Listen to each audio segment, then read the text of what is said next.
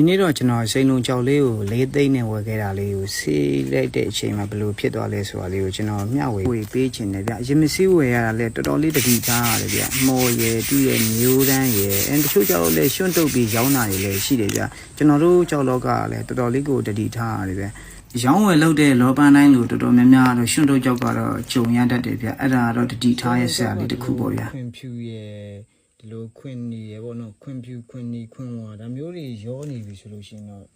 ဖြတ်လို့မတင်တော့ဘူးဗျဒီကြောက်ကကျွန်တော်ဘက်ကို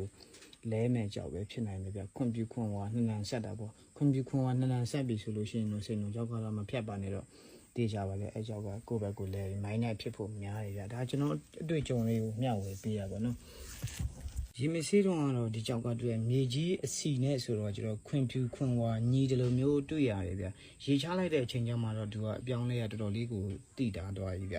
အဖြူလဲပါတယ်အနီလဲပါတယ်ဒီကြားထဲမှာအဲမဲဆက်လေးကိုလည်းပါတယ်ဒီလိုကြောင်မျိုးတွေကတော့မီးထိုးပေါက်လည်းမရဘူးဖြတ်လို့လည်းမရဘူးမဆေးတင်မဖြတ်တင်မဝယ်တဲ့နဲ့ကြောက်ထဲမှာပါတယ်ဗျ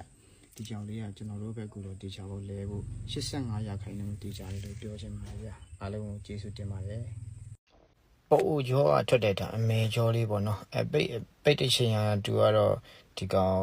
15ပိတ်တာလောက်ရှိမယ်ဗျအရွယ်အစားရောအထိုင်ရောတော်တော်လေးလှရဗျကျွန်တော်ကတော့ပုံမှန်တော့ကြက်သွေးပဲလောက်တာဗျဒါပေမဲ့ကြောက်သမားဆိုတော့လေတည့်ရတိုင်းပါဗျနော်ဈေးလေးလည်းတင်မယ်စိတ်ထဲမှာလည်းကြိုက်တယ်ဆိုလို့ရှိရင်တော့နည်းနည်းပါးကျွန်တော်တို့ဝယ်တတ်တဲ့အချင်းရှိတာပေါ့နော်ကျွန်တော်ဒီကြောက်လေးကိုကျွန်တော်9သိန်းနဲ့ဝယ်လာခဲ့တာပေါ့နော်ဒီကြောက်လေးကို9သိန်းနဲ့ဝယ်လာခဲ့တာရေချမ်းလေးကတော့လောင်းလိုက်ပြီဗျရေချမ်းလေးကတော့လောင်းလိုက်ပြီအခုကတော့မောင်းခောက်တာပေါ့နော်မောင်းခောက်တာလည်းဒီကောင်ကျွန်တော်တို့ဒီမောက်ကလေးခောက်တယ်ဆိုတာလေတော်တော်လေးစိတ်ရှည်ရတယ်ဗျသူရဲ့ကြောက်တန်လေးရောမောက်ရဲ့အတန်ရောကျွန်တော်တို့ခွဲခြားတတ်ဖို့တော့လိုတယ်ဗျမောက်ခောက်တယ်ဆိုတာလေတကယ်ကြောက်ရဲ့အချုံထိသွားရမ်းကိုထိသွားပြီဆိုလို့ရှိရင်သူ့ရဲ့ဒီအကြီးအတွေးတွေကိုသွားပြီးထိစေတယ်ဗျအဲ့တော့ကျွန်တော်တို့ကစိတ်ရှည်ရှည်လေးနဲ့မောက်ခောက်ရတာပေါ့ဗျာနော်ကတ်နေတာလေးကိုကုံသွားပြီးပြီးရမှာသူရဲ့ကြောက်ကိုရောက်သွားပြီဆိုရင်ကြောက်ရဲ့အတန်လေးကတော်တော်လေးကိုတက်တော်တော်လေးကိုဒီအမာတန်လေးထွက်လာတယ်ဗျအဲ့ဒါဆိုလို့ရှိရင်တော့ကျွန်တော်တို့ရက်ရမှာဖြစ်ပါမှာတော့ဒီအကောင်တော့မောက်ကုံသွားပြီပေါ့အဲ့လိုမောက်ကုံသွားပြီဆိုတော့မောက်ရှိတဲ့နေရာကိုသူကတန်းစီပြီးခောက်တော့တာပို့ပြီးမှကြောက်ကိုတွန်းကြဲလေးနဲ့မြန်စေတယ်ဗျ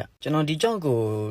ဆေးပြီးလို့ရှိရင်တော့ဖြတ်ဖို့အစီအစဉ်ရှိတယ်ဗျကျွန်တော်မီးထိုးပေါက်တော့ဒီကောင်ပေါက်မဲ့အနေထားတော့မရှိဘူးဗျချော်နေထူတယ်ဗျနော်ချော်နေထူရတဲ့အတွက်ကျွန်တော်ဒီကောင်လေးကိုဆေးပြီးဖြတ်မှာဖြစ်ပါတယ်ဒီကောင်လေးဖြတ်တဲ့အချိန်ကျရင်လည်းကျွန်တော်နောက်တစ်ပိုင်းပြန်တင်ဆက်ပေးမှာဖြစ်ပါတယ်ပြန်ပြီးမှဆက်ပေးမယ်ဗျအခုလို